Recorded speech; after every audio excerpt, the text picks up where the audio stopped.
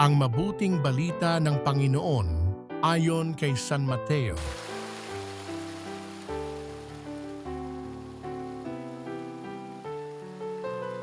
Noong panahong iyon, sinabi ng ilang eskriba at pariseo kay Jesus, "Guro, maaari po bang pagpakitaan ninyo kami ng tanda mula sa langit?" Sumagot si Jesus, "Lahing masama at di tapat sa Diyos. Naghahanap kayo ng tanda ngunit walang ipakikita sa inyo maliban sa palatandaang inilalarawan ng nangyari kay Propeta Jonas.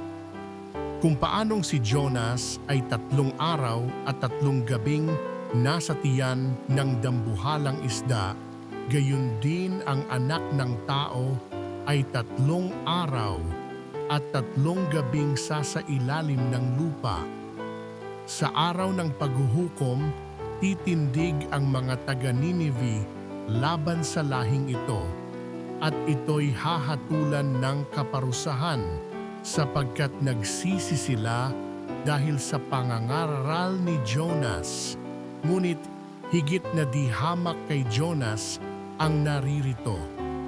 Sa araw na yaon, titindig ang reyna ng timog laban sa lahing ito, at ito'y hahatulan ng kaparusahan sapagkat nanggaling siya sa dulo ng daigdig upang pakinggan ang karunungan ni Solomon.